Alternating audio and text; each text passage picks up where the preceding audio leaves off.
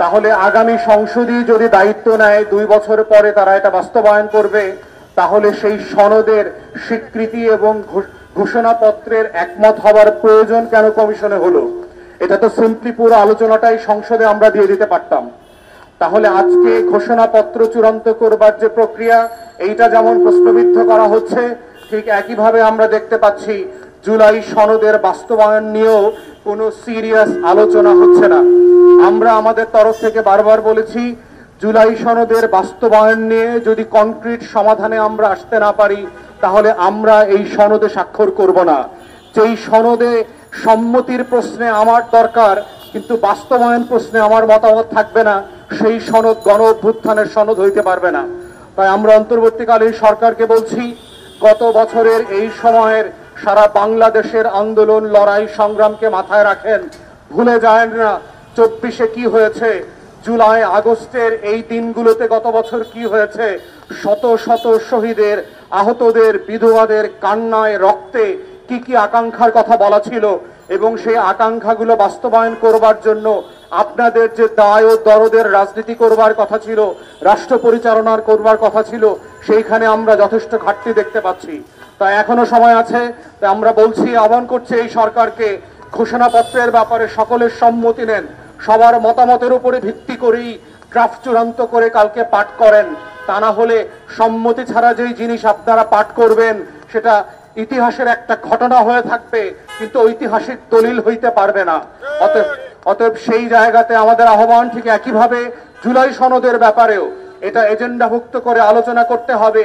যেই বিষয়গুলোকে আমরা দ্বিমত সত্য অনেকেই একমত হয়েছি, সেগুলো বাস্তবায়নের প্রক্রিয়া কি হবে, কোন প্রক্রিয়ার মধ্য দিয়ে এগুলো ইমিডিয়েটলি বাস্তবায়ন করতে পারবে এই সরকার এবং আগামী নির্বাচিত সরকার।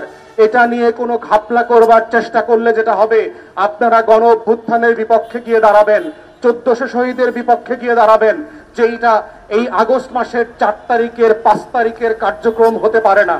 তাই সেই বাস্তবতার আহ্বান জানিয়ে অন্তর্বর্তীকালীন সরকারকে বলছি, যারা যারা এই দায়িত্ব পালনের জন্য অর্পিত যে দায়িত্ব ছিল সেটা পালন করছেন না, দয়া করে please come back to your senses. এই কাজগুলো ভালোভাবে করেন।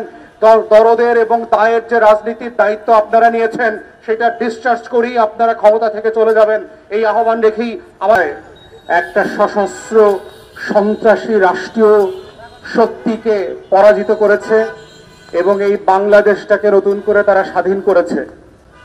আজকে ঐকমত্য কমিশনে আমরা যারা দিনের পর দিন, মাসের পর মাস এবং সপ্তাহের পর সপ্তাহ ধরে বিভিন্ন সংস্কার প্রস্তাব দিয়েছি এবং সেগুলা পাশ করবার জন্য আমরা আলোচনা করেছি, তর্ক বিতর্ক করেছি।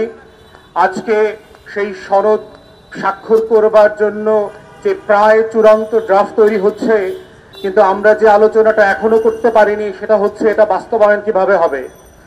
আমরা জানতে পেরেছি যে আগামীকালকে জুলাইয়ের ঘোষণাপত্র দেয়া হবে সংসদের প্লাজাতে এবং সেখানে রাজনৈতিক দলগুলোর উপস্থিতিতে মাননীয় প্রধান উপদেষ্টা সেটা ঘোষণা করবেন। কিন্তু সেই ঘোষণাপত্রটা কোথায় চূড়ান্ত হলো? যারা সকলে মিলে বাংলাদেশে লড়াই করেছে গত 16টা বছর, 17টা বছর, গত 36 দিনের আন্দোলনের যে ফল তারা ঘলে তুলে দিয়েছিল, যাদের কৃপা এবং আহ্বানে আপনারা আজকে রাষ্ট্র পরিচালনার দায়িত্ব পেয়েছেন, আপনারা সিম্পলি ভুলে গেলেন কাদের সাথে কথা বলে, পরামর্শ করে, জনগণের সম্মতির উপরে ভিত্তি করে একটা ঘোষণাপত্র চূড়ান্ত করতে হবে। ঠিক একইভাবে আমরা দেখতে পাচ্ছি জুলাই সনদের ব্যাপারেও বলা হচ্ছে আগামী সংসদ নাকি 2 বছর পরে নির্বাচিত হবার মধ্য দিয়ে তারা এটা বাস্তবায়নের দায়িত্ব নেবে।